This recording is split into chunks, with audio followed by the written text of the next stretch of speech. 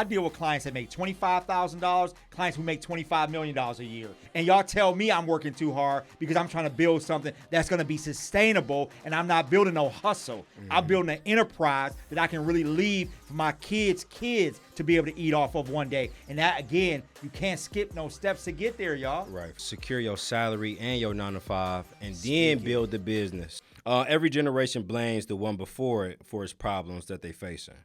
At what age does blaming your parents, school, or government become unacceptable? So I feel like when you're a teenager, it is, and to all my parents out there listening, you got to take some responsibility of not getting your kids prepared, because you can't be selective, because you spent the time, and I'm not knocking none of my sports kids, you'll take the time to get them to practice and travel across the country and go watch them play ball and do all that stuff. But you won't take no time in making sure if they don't make it to the league, or if they make it to the league, that they make sure they manage the wealth that they worked hard their whole lives, because you had them at 4 years old playing baseball. Now they make it to, and they get a contract, but they don't even know about money. And then you get mad after 5 years that they go bankrupt, like the average person who goes to professional and play professional ball does. So what I'm saying to you is, while they're under your roof, you have a responsibility to educate them in all areas of life. They don't know what they don't know. And the reality is, you know what the struggle is of having bad credit. You know what it feels like not to have a key to your own house. You know what it is to struggle to put, food on that kitchen table. So again, because I always say the parent, and especially the black mom, is a superhero. How does she raise 4 kids by herself in the inner city, have to work 2 jobs, catch 5 buses to get there, make sure she's at every school activity, make sure her kids eat when she don't eat, make sure they have clothes when she don't have clothes? Come on, y'all. But again, she has to take that he or she has to take the responsibility while they're under the roof. Once they leave the roof, the reality is, if you go to college, just like you reading that science book, take the responsibility to read that wealth book. So we got to pick and choose. Again, we watching hours of YouTube. For sure. People getting billions of views off of you, and you following them, and they making money, and you ain't watched one thing to help you make money. Right, for sure. Like, we got to make it make sense, y'all. Yeah. We choose what we want to download into our brain. We are, it's like we choose how we spend our money. It's like we are wants-based individuals. For sure. We want the things that other people have. We want what looks good. So I always say we driving foreigns, but we fake it. We dressing and trying to impress people that don't even like us. Don't even like us. To get a like that, if you get sick, you're going to find out who following you is really your friend. So again, what we valuing here? And so for me, I would just say to all you guys, parents out there listening, take that accountability to help your kids build wealth. You, as young people, you're never too young. The worst saying gets said is, "Oh, I'm too young." I hear young people say, "Well, I'm only 16. Why am I learning about credit? I'm only 16. Why am I learning to save?" Because the habits you do now, how you start today is how you're going to finish. Right. If I put those habits in you now, then guess what? Then you're going to have those habits when you turn 30, 40. The more money you make, it becomes a part of life. Yeah. And the habits are the most important thing. Oh, yeah. What do you say? 21 days to create a habit, 90 days to create a lifestyle.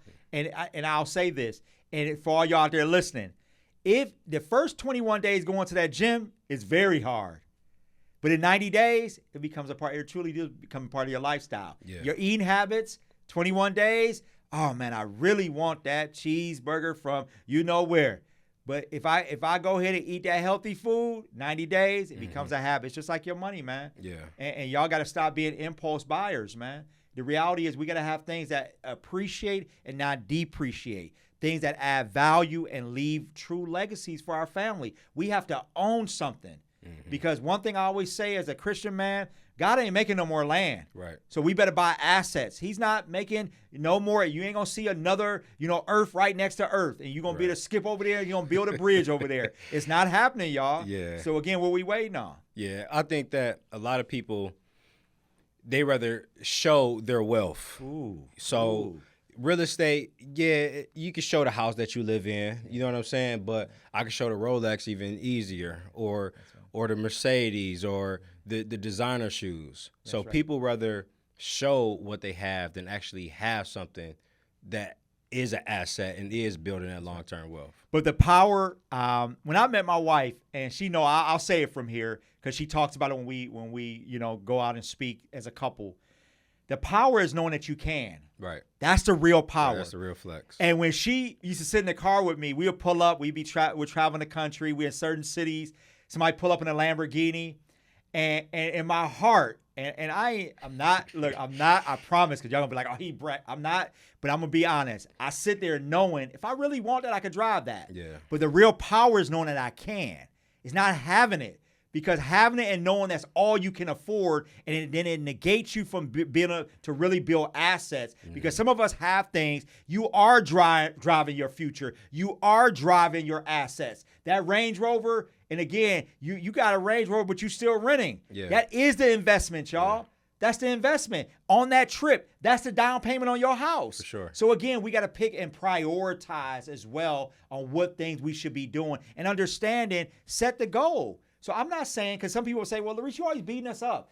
You're always beating us up and not letting us understand that we want to live life. Mm-hmm. I never told you can't have wants, but you got to have margins in order to be able to have those and be able to do that as well. Yeah. So have you always been that way, or was it like, hey, I had to go be from Kinsman, get some money, blow some money, then learn from my mistakes, or just like, hey, I came into the game ready to ball? Man, no way. I threw I threw a lot of oops that people missed, and I missed a whole lot of them. Yeah. I had a lot of fouls in the beginning. I had to foul to get to where I'm at today. So again, when I grew up, I will tell you though, based on how I grew up, I knew I wanted different though, because I was like, I never want to live like this. We lived in homeless shelters and on St. Clair, on Broadway. I ride past them today as motivation to never forget. When I speak in this city, my wife would tell you I have a tradition. My kids will tell you that I ride past one of them to make sure before I get on that stage that I make sure that I never forget.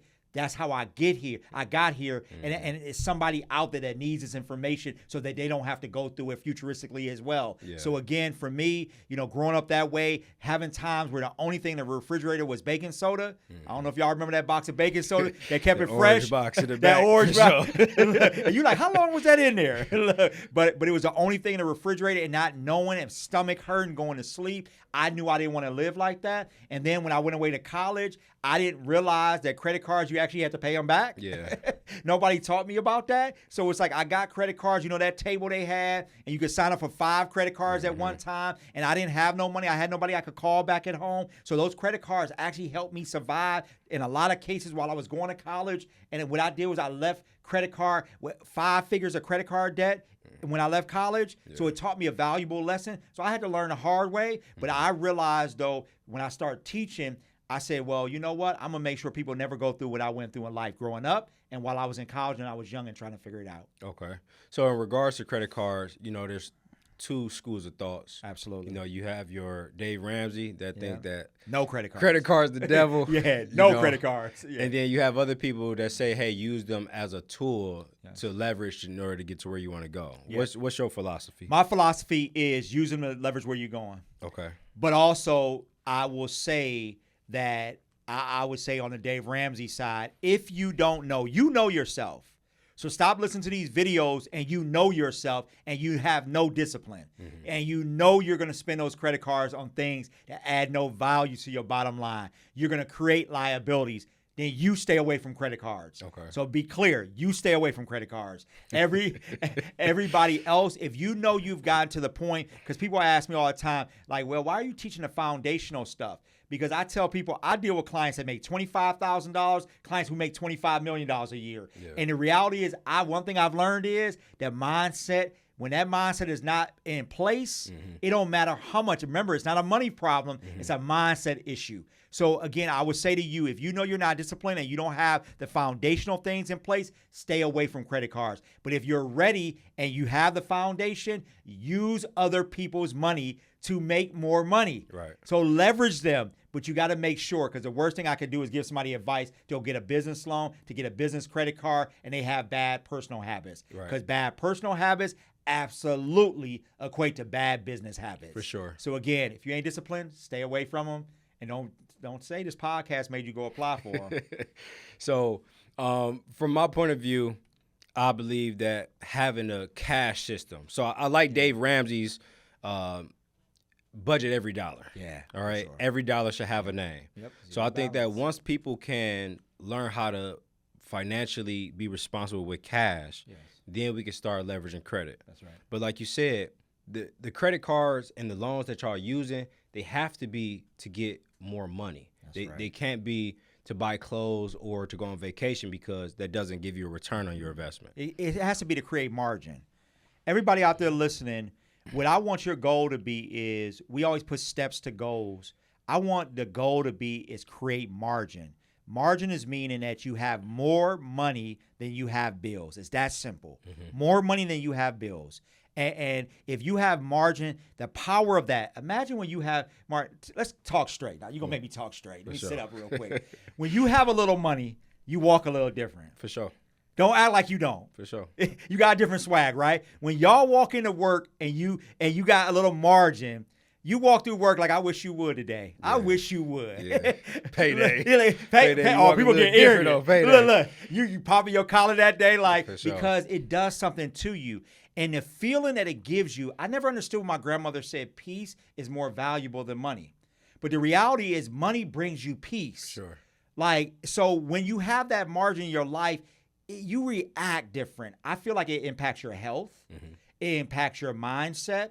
It impacts how you move and the decisions you make. So I would just say, I challenge everybody out there is to have margin in your life. And it's life-changing, man. Yeah. And I'm not saying, because everybody out there is not going to be an entrepreneur.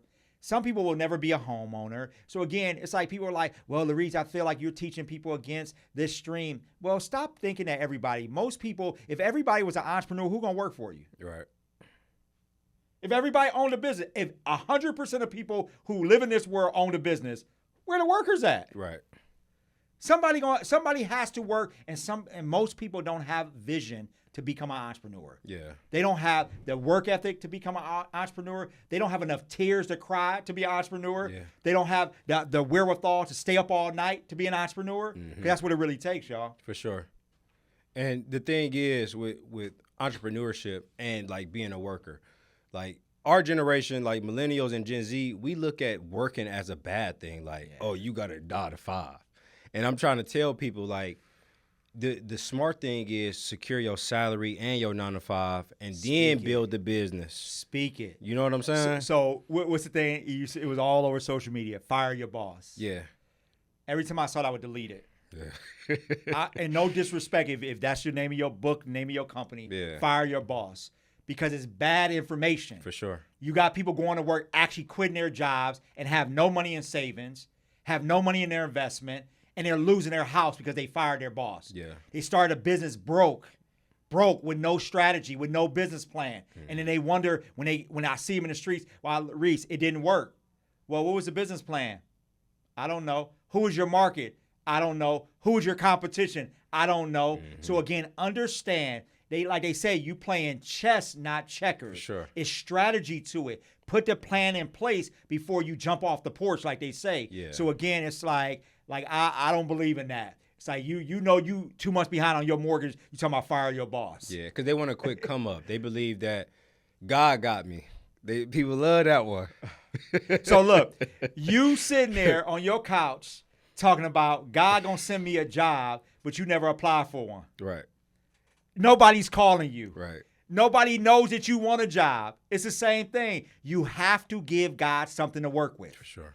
You give him something to work, he gonna put his 10 on top of your 10, on top of his 1,000. Yeah. So again, you got to give him something to work with, and I truly believe that. And I tell people, because they're like, well, Larese, you try to work hard, you try to accomplish things. I say, because I give God something to work with. When you sleep, I'm up trying to figure it out. And I've had people tell me before, man, you work too hard. You actually show a bad picture of what an entrepreneur should be. And I said, well, ain't none of y'all ever told Jay-Z he worked too hard. You never told Oprah, who owned 15 companies, she worked too hard. Yeah. You never told these big name people, and y'all tell me I'm working too hard because I'm trying to build something that's going to be sustainable, and I'm not building no hustle. Mm-hmm. I'm building an enterprise that I can really leave for my kids' to be able to eat off of one day. And that, again, you can't skip no steps to get there, y'all. Right, for sure. I feel like that a lot of people, they they put their insecurities on you. They're projecting on you. Whew, You work too hard because I'm really not working hard enough. Man, look. So, yeah, you must have been on my phone call with my mentor. He said, sometime because we're going to talk straight. I'm human, and I love people, man. You know how people say, I'm a people lover? No, I actually love people. Yeah. I love seeing people win. I love giving access to people. I love creating opportunity for people. I love it. I feel like it's a part of my calling directly from God, is not to be at the table or be in the room and don't bring somebody else. And I am critical on myself of making sure I do that. But I will tell you that my mentor said to me one day, and you said it perfectly, he said, what happens is the work you do is exposing people to what they're not doing. For sure. Or not willing to do. And what I have to be okay with is, another thing you learn the more you do in life is it's lonely. And I used to hear people say that. You know, I would ask people who have done stuff that where I want to go, and they say, oh, it gets very lonely, Larese. And I'm like, man, does it really? And I'm starting to realize it does get lonely. Yeah. Now I still have my boys, my friends that have been rocking with me, you know, forever. Like they 10 toes down with me. But it's a lot of people that I thought would go on this road, you know, went this run with me that I did not expect not to be next to me, not with me. And the reality is, like, the work will expose people, because most people aren't willing to work hard and do what it takes to not be average. Yeah. I teach my kids, we don't do nothing average. If everybody comes in from 9 to 5, my son works for me. He just graduated from college. He works at the firm. My son is at the firm at 7:30. My staff gets there at 9 o'clock. I said, one day you will own this. So you will start off how you want people to remember you. Because one day if you become their boss, you don't want them to say you get there at 9:15 when they get there at 9. So I said, you have to be there first, and you better not be the first person to pack your bag to leave. And again, so I would just say it takes hard work, man. Yeah. And don't be worried about what people feel like, because you cannot be accountable for how they feel and for what they're not doing. Yeah. And just to piggyback off of that, it's the perseverance. Like, people will start the business, they'll stay up some late nights. That might last during that honeymoon phase. Like, hey, I got my business and my website's cool, but like a year in, 2 years in, like, I'm barely breaking even. That's when people get discouraged. Yeah, and the reality is, you again, it goes back to the comment we talked about. You jumped off the porch too early. Some of us, we set ourselves up for happy grand opening, happy grand closing. When we started the day we opened and cut the ribbon, we set ourselves up to fail because we went on there with no plan. Again, I'm not going to leave this podcast right now and drive to Dallas, Texas without what? Directions. Yeah. Because if I do that, what's going to happen to me? I'm going to get lost. Yeah. And some of you guys wonder why the business failed is because you got lost because you had no direction and no plan. And if you have no plan, then how your employees got a plan? How your family members know how to support you if you don't have a plan? So again, I'm just going to say to everybody is set the plan up, have the structure in place so then you can elevate and you have a better chance. That's no guarantee still. Right. That's no guarantee, but you give yourself a better fighting chance. And I'm going to say that that's something I tend to see with a lot of businesses when we're out here is when I walk in, I can almost tell. I feel like God has given me a really good discernment of people. I can ask a couple questions and I know where you stand. Okay. And I can almost say, I can kind of predict where this is going. Okay. Unless you get a viral moment and somebody just do something that turn you all the way up. Yeah. And that don't happen every day. For sure. It's like, that's like hitting the lottery. Like I say to people, it usually tends not to work out because you don't have the structure. Because you're like, hey, I can't afford an account. Well, you can't afford not to have an account. To have one. Because you're either going to pay now or you're going to pay later. But I guarantee you're going to pay. Yeah.